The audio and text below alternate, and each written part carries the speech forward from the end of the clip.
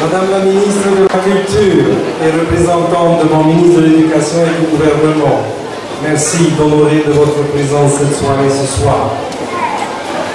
Monsieur le représentant de l'Assemblée Polynésie française, Madame la Tavanahau des Australes, Monsieur le maire de la commune de Ruto et mesdames et messieurs les membres de son conseil municipal, Monsieur le maire de la commune de Moerai, Monsieur le représentant de la commune de Tuaapae, Monsieur le principal du collège, que je vois là-bas dans cet orchestre, merci d'honorer de votre présence cette belle soirée. Madame la directrice du groupe scolaire de Ruto et l'ensemble de l'équipe pédagogique de ce groupe scolaire, Mesdames et Messieurs, les membres des délégations des autres îles, de Tuaapae, de Rapa, de Limatara, les enseignants, les parents et les enfants qui la constituent. Chers parents, chers enfants, merci de votre présence ce soir. Je suis particulièrement honoré d'être avec vous aujourd'hui et tout au long de cette soirée pour mettre en valeur et faire la promotion de la langue et de la culture polynésienne, la langue dans toute sa diversité et en particulier ce soir, les langues des Australes. J'ai évidemment une petite pensée pour la délégation de Rapa qui n'a pas pu se joindre avec nous, mais dont nous allons avoir quand même les représentants de l'art déclamatoire à travers les nouvelles technologies. Et je salue au passage Moerai et Jacques Toulina, notamment ces enseignants animateurs en langue vivante régionale qui sont la cheville ouvrière et particulièrement Moerai pour cette soirée. Merci de ce travail de longue haleine et c'est une très belle réussite. Je dois saluer le ministère de l'Éducation et la direction de l'enseignement primaire, car tout au long de cette semaine, dans le cadre de la formation continue, nous avons travaillé avec les enseignants, les directeurs et les membres du GAP et les enseignants spécialisés de tuaapae, représentant et Rimata. Et avec eux, nous avons beaucoup parlé de l'enseignement du français, mais aussi de l'enseignement du préau conjointement, et nous avons notamment beaucoup insisté sur le fait que enseigner le représentant et bien parler le représentant, ça permet à l'école de bien parler, de bien lire et de bien écrire le français et d'être aussi compétent dans toutes les autres disciplines. C'est de cela que nous avons discuté tout au long de cette semaine. Et évidemment, nous n'avons pas voulu quitter l'île de Rapa sans proposer et enfin mettre en œuvre ce soir la première rencontre au héros des Australes et nous sommes particulièrement fiers de cela. Merci donc à M. le ministre de l'Éducation et à M. le directeur de l'enseignement primaire d'avoir permis cela. Je voudrais adresser des remerciements tout particuliers à l'ensemble de la communauté éducative de Rapa, Monsieur le maire et son conseil municipal, la directrice et l'ensemble des enseignants, mais aussi les parents d'élèves, car tout au long de cette semaine, et encore ce soir, et jusqu'à demain, et parfois pour certaines délégations jusqu'à lundi, c'est grâce à vous, grâce à l'accueil et la logistique que vous avez déployée, que nous avons pu à la fois mener ce stage et terminer en beauté avec ces rencontres au héros des Australes. Merci à l'ensemble de cette communauté éducative. J'adresse mes encouragements particuliers aux enfants, à tous les enfants qui vont venir devant nous ce soir, déclamer dans leur langue, leur culture et la beauté de leur vie. Merci de ce courage. N'ayez pas peur. Montrez que vous éprouvez du plaisir et de la fierté à déclamer dans votre langue. Ce soir, il n'y aura ni gagnant ni vaincu. Il n'y aura que des enfants qui seront notre fierté parce qu'ils vont porter la culture polynésienne à travers ces si belles langues des Australes. Soyez courageux et n'ayez pas peur. Je serai là pour vous aider s'il le faut. Merci aussi aux enseignants, parce que c'est grâce quand même aux enseignants qui font un grand travail dans les classes que cet art déclamatoire si difficile est enseigné et que grâce à ce travail de longue haleine, il y a des enfants ce soir qui vont nous faire plaisir tout au long de cette soirée. Je ne peux oublier aussi les enseignants et vos camarades qui sont restés dans leur île. Je suis sûr que par la pensée, ils sont tous avec nous ce soir pour vous encourager. Sachez être fiers et les représenter dignement.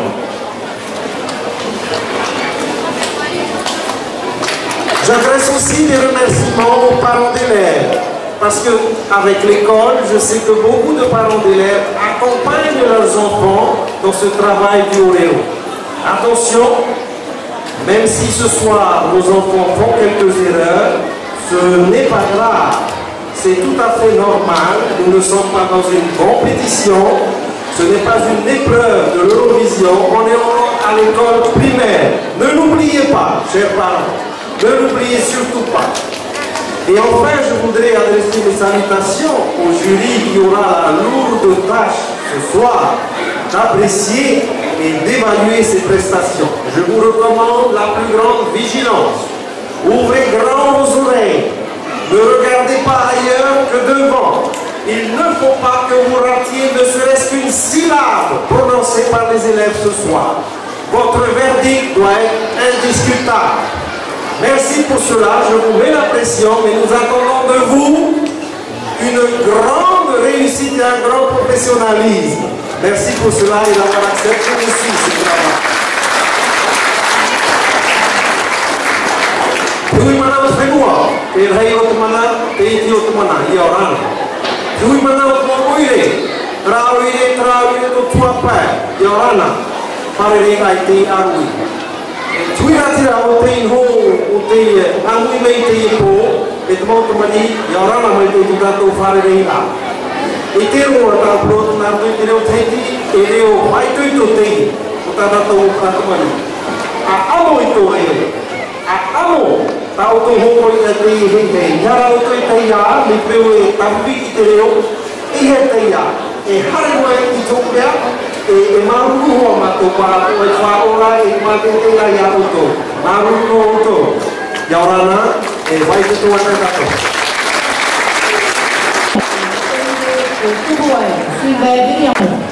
Ja whai hei tātou whare nei te ni arui, e riro e aru tā e tātou e te whenua rūtu nei. Rāpera whara o whakahia. Ania whahutura te whakaitera koe tātou. Mau tātou whakare hau ki amui tātou. Tai mātou tātou tāmana ure nā nāpura ure. Tāna kōmera o tāpua hei. Te tāmana atua, mai nā kukue tāmutu. E mai e ka rote atu koe tātou tai e te aru I rutu nei. Tēnā tu tātou tāmana koe tō mua. Te amui mai, te tātou mai te e. Opa, opa hei nā tātou mo te reo. Iai tā tāmai tai nei, te omohia I te whenua rutu nei. Koeira, amai tātou te atua, moi tātou. Aku ne rau hātai tu tātou atua, I tā tātou kukurei te. Tēnā tai hea mai aure. Ai te ne koe, wahi hea ka tātou kuku I tō aure ka tātou. Kai nā puta tātou mō tamari a mua. Pea ute iu I tātou rai nā moneira. Ai te ne marau.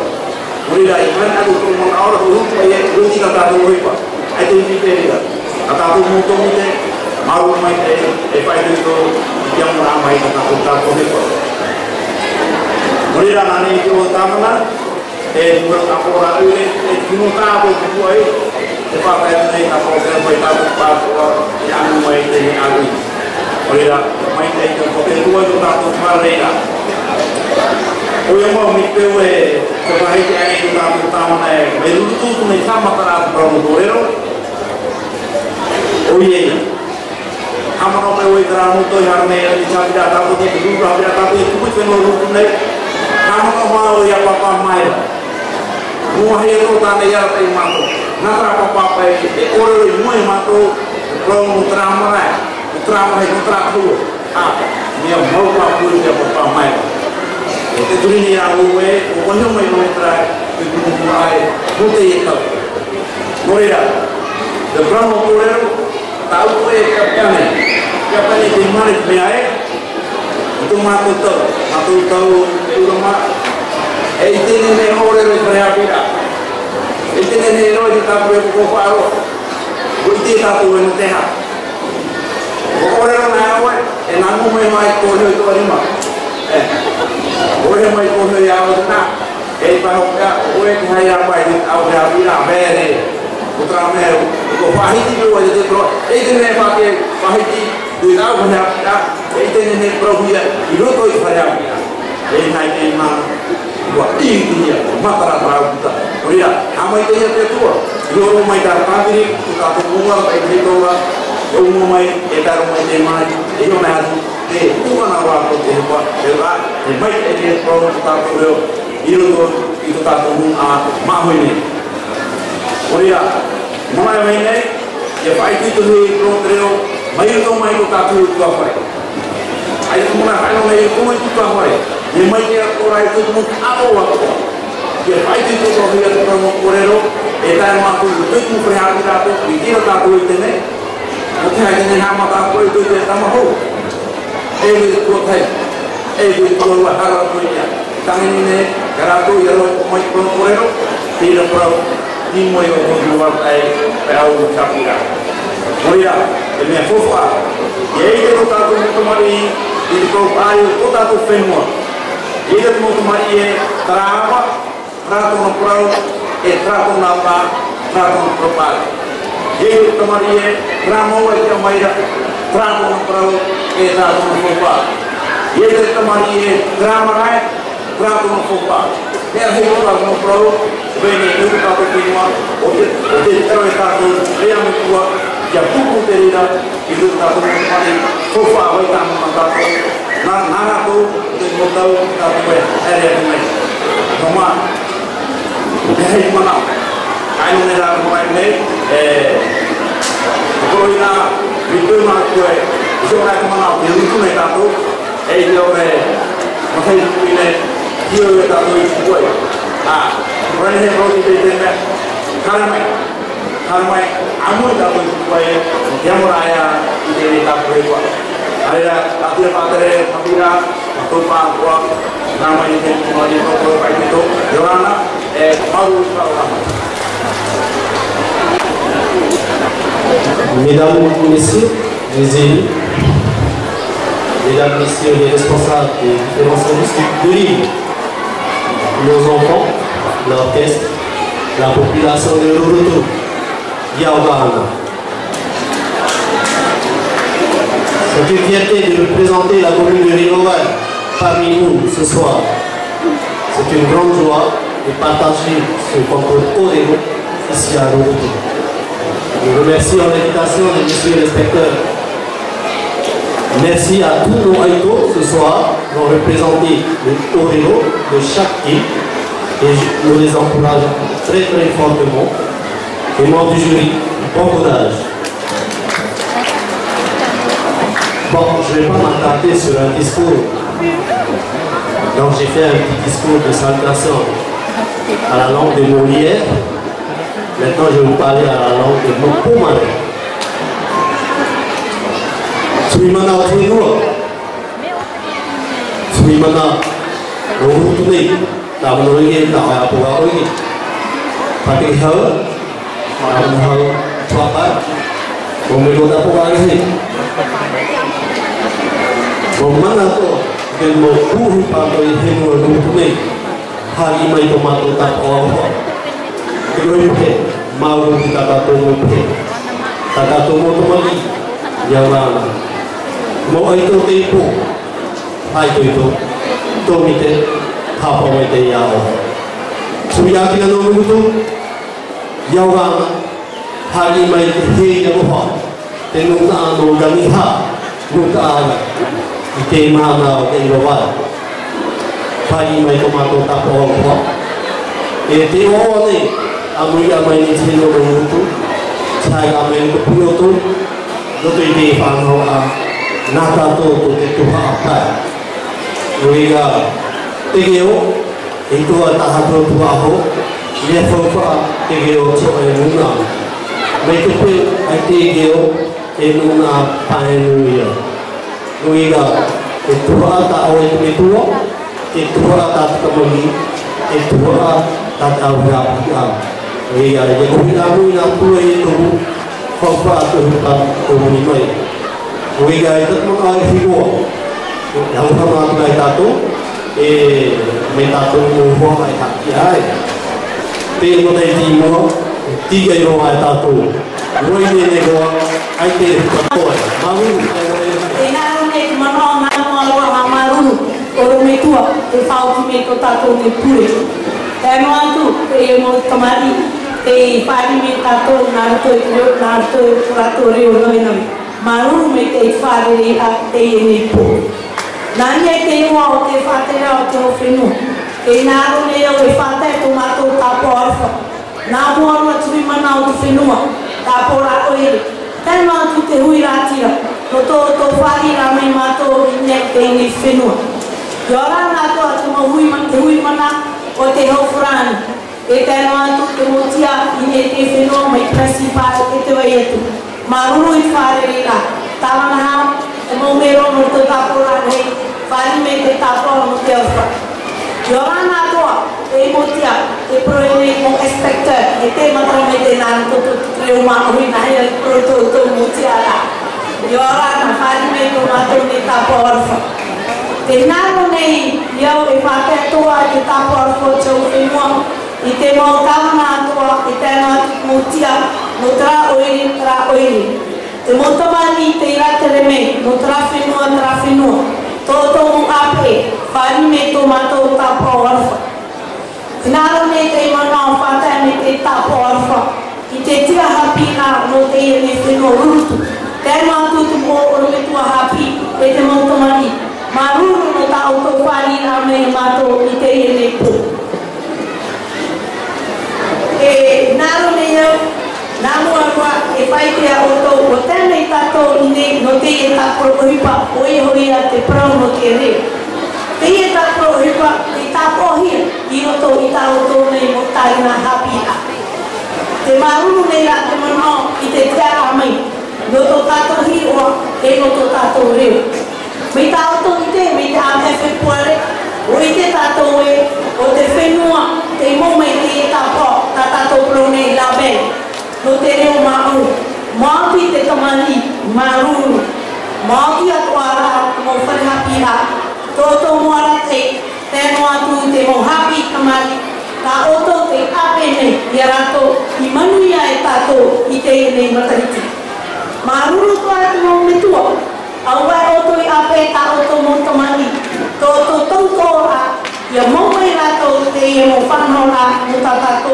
no tato nei reo aue oto ai kana e me tua fa ore ta te pe i roto i te ravena maruru no te rera tato ripa ta oto i ravena te e po e orero mai tato ne mo tomari te e montia te e whanohia do te hino po maruru do te ramai e i roto i te hiora no mato ware e na te prato mati no reira te mo tomari a fai toito e yorano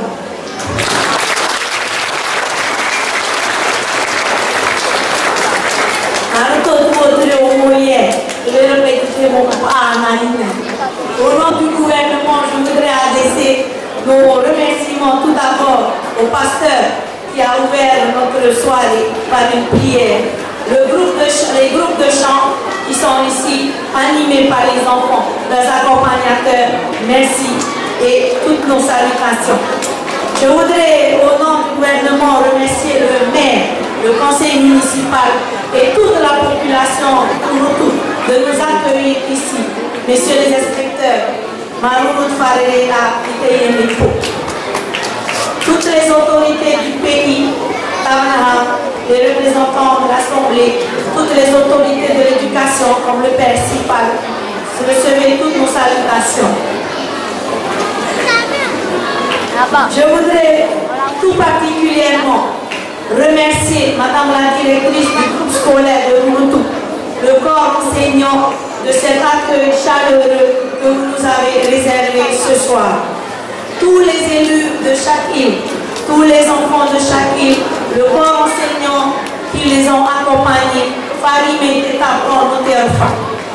Bienvenue à cette finale de orero et tuaapae, qui s'inscrit par ailleurs dans vos programmes scolaires sous l'appellation art déclamatoire ancestral des écoles. J'ai l'honneur d'être parmi nous ce soir pour représenter non seulement la culture, mais surtout votre ministre de l'Éducation, mais aussi pour la richesse de notre patrimoine à travers notre langue maori. Le orero a fait ses preuves et comme vous le savez, depuis le 3 février, le pays détient le label des labels portant sur les langues, grâce à vous les enfants. Mais grâce aussi à la majorité des écoles primaires du pays qui a choisi de développer cette compétence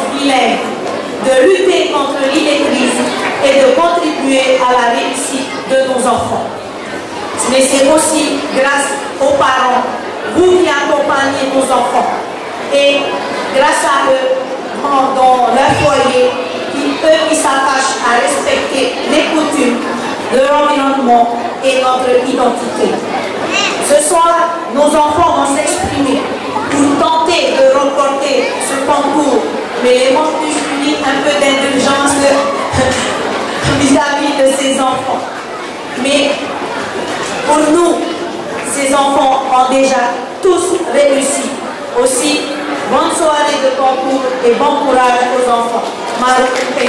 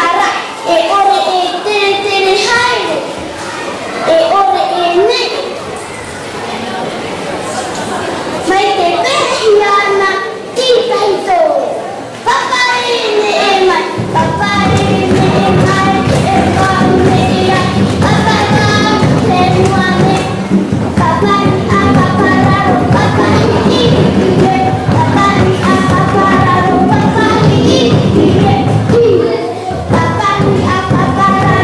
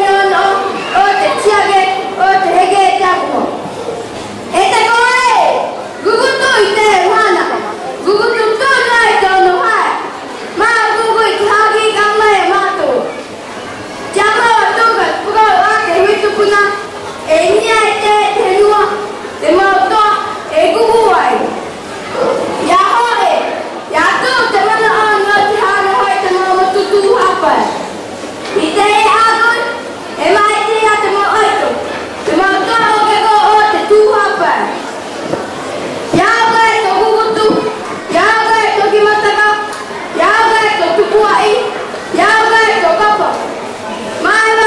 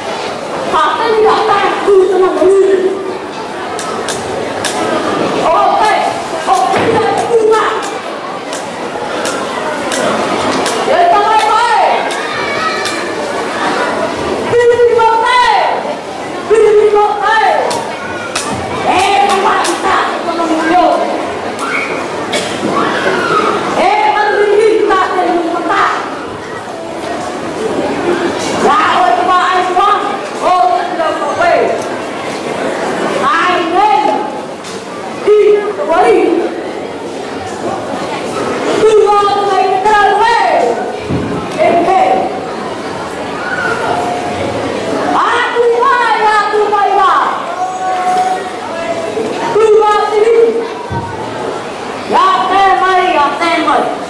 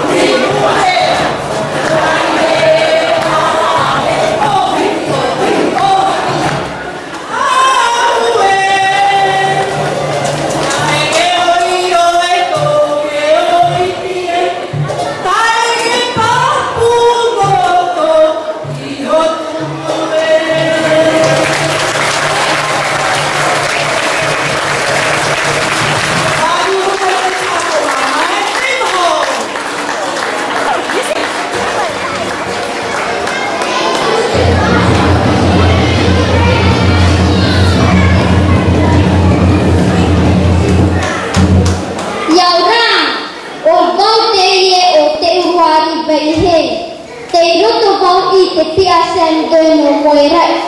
E pari atu wau I te parau o tō oire o Moerai. Wa uri tō mata I te tau o te tupuna. Ea anei tō oi parau e tō oire ai tie. He imi a wau ia o. He imi a wau I ko mau o tia. Ia ore wau ia riro I te. E te pumaire. E nā tu te parau no te atura. E te ara ia e. E nā tu te parau no te ai a. E te iripa. E tua tu wau o tāua. O wau te tamari o te āri atu ia utou. Manawa, maiwa, e aurang. E moti matona.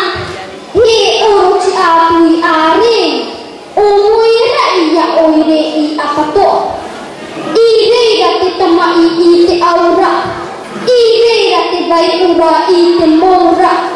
He moe noa ai te taata I raroa I te maru o te ra. Wa tūtonu tō mata I te paiuta. O manu he vai a te I e pūmai nei mai te tau puiro o I. Uria e tō waro I tai. Te pūi mai ra te mata I mawai. Nā roto I te awa o taura atu. Tāpa o no te manuia e te oa o. Rino rimoa e rato una ave. Inu ai te taua o te au tamatea. Taua no te au. Taua no te mā. Taua no te te. Hi te ai iau tō tātai o araki o. O te ari te paraora I muta ari. O te ari te ori e te eiwai te maani. Te e pui noara tāu vai unu o vai purua. Te o noara tō vai pāu o aerepa. Hi pui o ai te inu o te iri o te ariari. Tō I wanuna. Wa uri tō umata I te taunu āmuria. E vai anei tō e parau e tō oire ai tie. He tua wauno o. He tua wauno tō mau o tia. Ia ore tō ananai, ia ore. Maururu I te aro ranai e au ranai.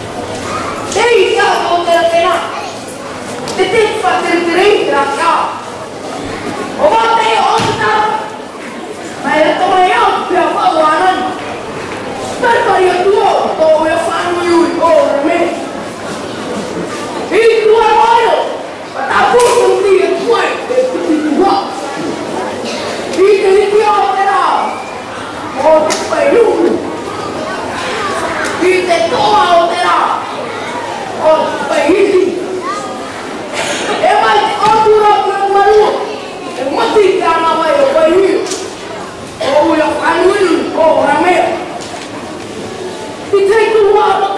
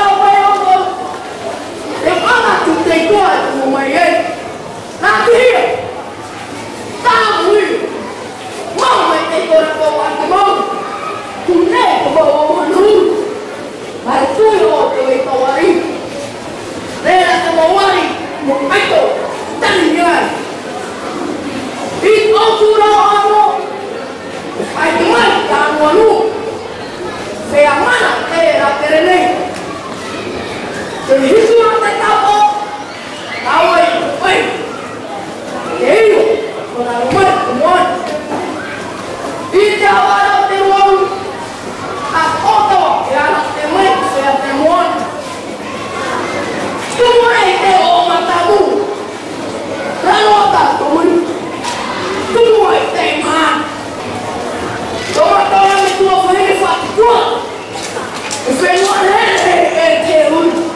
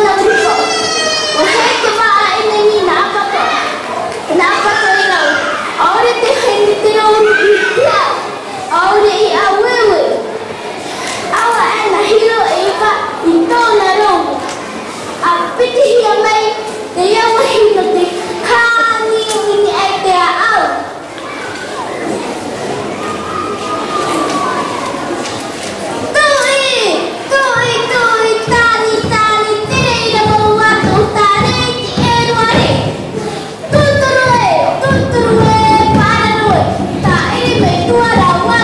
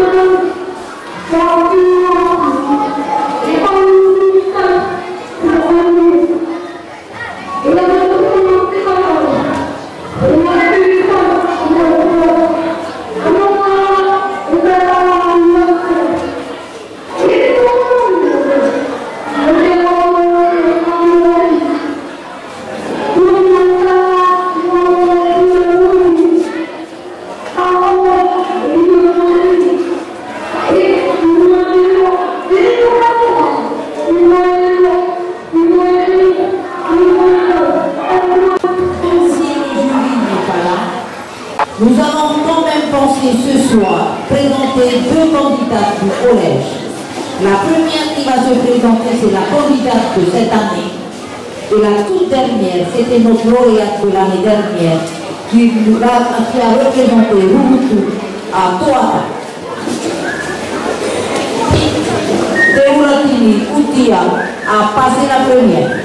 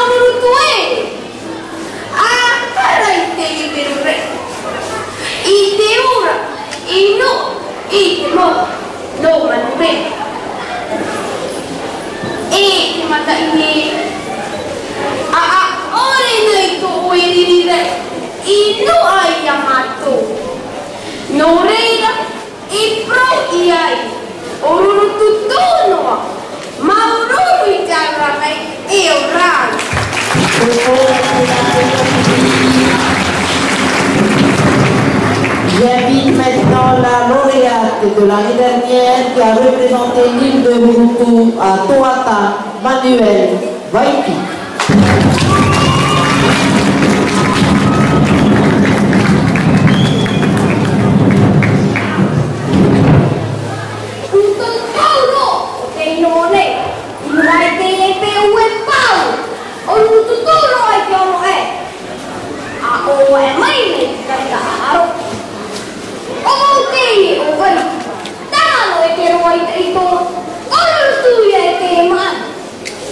Ari tak mau kau tidak.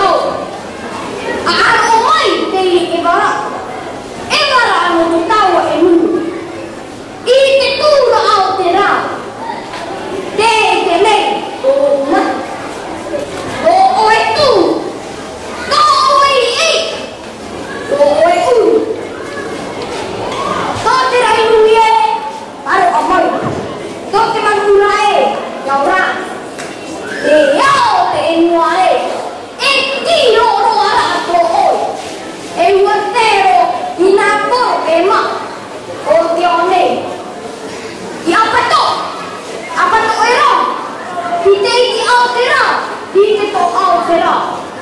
Ko oi enu aure tu. Ko oi enu apura ai na. Ko oi enu atene la ai na. Ko oi tu enu eno ai no. Ko oi tu enu ai na. Ko oi tu enu tu ai no. Yang mai tai o mai tai ko ai no. Yang ino era o ino ai no. Tero tu ya o. Ko wo. Tero tu ya o. Ko wo. Tero tu ya o. Tu enu. To me ko hai. A vai yan. Tero tu ya o. To tu tons. A vai yan. Awe oi te mai tai e. E o ma ko oi enu. E o tu oi ko o. E o vivi oi ko o. Na ko oi a. I te yo oi tu. Unu mai ka. Te pi ani la ko. E oi a. E enu. To puruta. To puruta ko o. To puru apa o. To puru atura o. Te maro atura awai. Wa tau ia kona tera. Kau tano mai te manu. Wa tapu ia kona taura. Te pāma mai te teira. Aeru ia kona papa. E te luna ai. Anana te taua e lu. Atia i te papa. Taua mo mai tai. Atia i te niu. Te taua o. Taua e te manu ura. Taua na tau. Ia au tau. Taua e te ui api. Taua na tau. Ia au tau. Taua e te mataia. Taua na tau. Ia au tau. Atu tātou. Atu amai ko uri. Apa o tātou. Apa amai ko uri. Te mau tamari. Te ui api. Te mau me tuo. Te mau ora me tuo. Te mau tuai. Te mau rātira. Te mau ātere ako. Ore no tei. No te u. No te i e. No te o. No te mau tai. No te enu. Te enu o te mau tupun. Te enu o te mau tamari. No nana. I te tūra au te rā. Te i te ne. O mai. O oi tu. O oi e. O oi tu. Manu rewa i tari mako tini. Tō mau. A mau ia e iro tuana. E mutu tōno i te mo e. Tō e noi ti e. Maururu i te aro rā mai. Amo ora.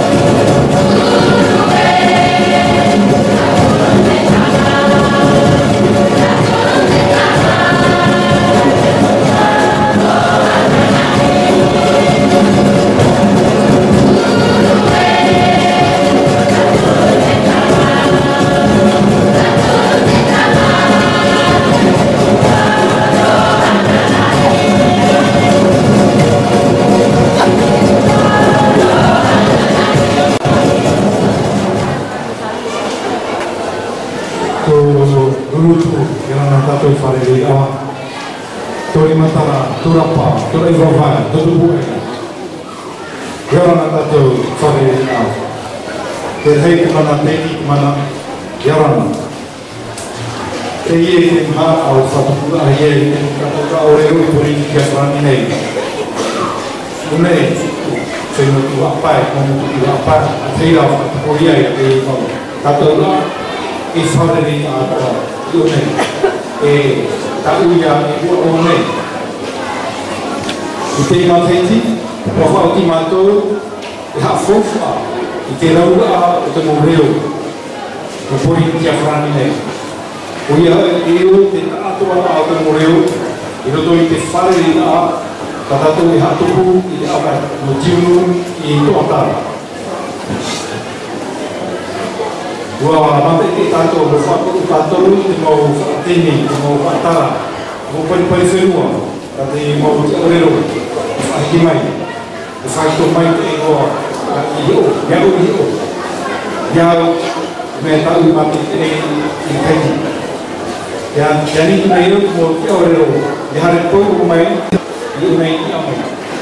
Nah, ini cara tu ya pupuk au ai itu pun main itu, ai itu main itu, ai kau apa ai cerita, fai tu main itu wah yang main itu, baru main itu. Jadi,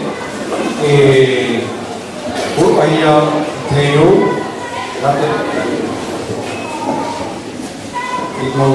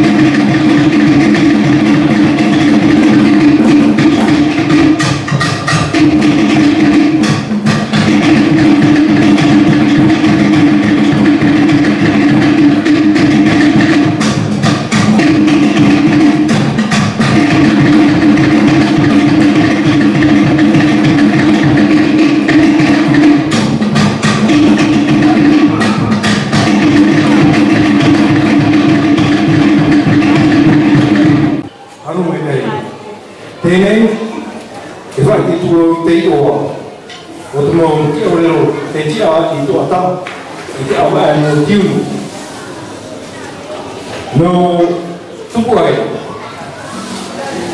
Wai kata tu tak ramai. Atau jangan no.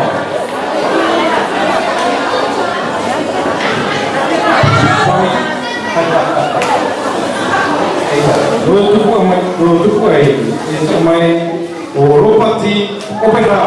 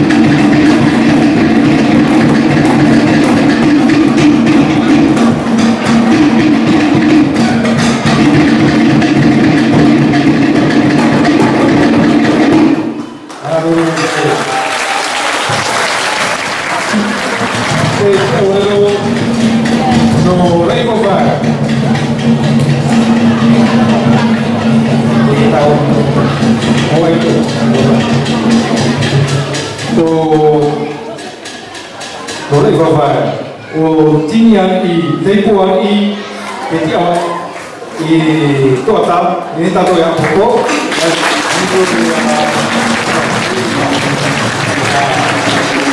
Sama ada main.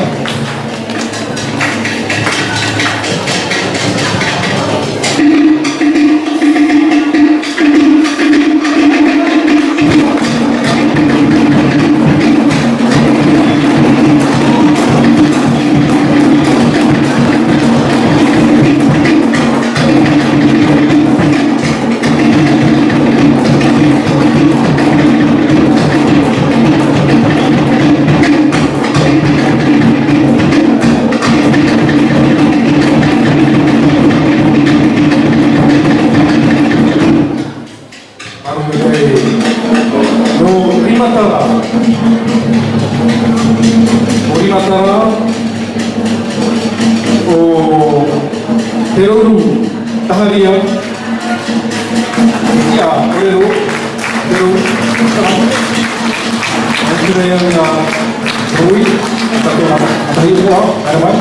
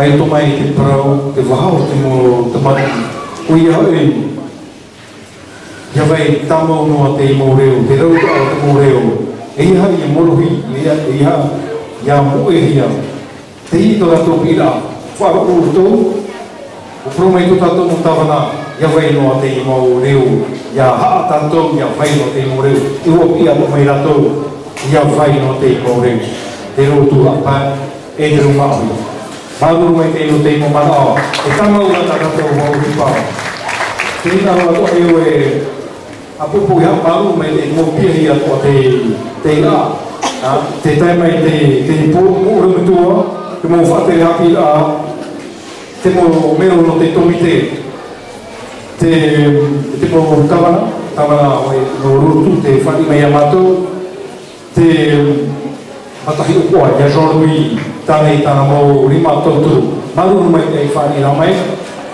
E o ti whautihia, ia tātou i whare nei mawheti moni nei. E tia. Auto pai ai whautiteri. Te mea papu, whare nei whahaua tātou i te mawheti moni nei. Maru mai te wharu rā mai. Merci Monsieur le Président du jury, merci Mesdames et Messieurs les membres du jury. Et je souhaite que l'on applaudisse encore bien fort tout mon lauréat de ce soir. Et tous les enfants de ce soir. Un grand merci à Monsieur le maire de la commune de Routou, à son conseil municipal, à la communauté éducative, aux parents de Routou, aux enseignants de Routou pour votre accueil, pour la logistique que vous avez vraiment ce soir assurée. Nous avons passé une bonne soirée. Merci pour cela. Eh bien, je dis à l'année prochaine, certainement dans une île des Australes, mais on vous réservera la surprise pour plus tard.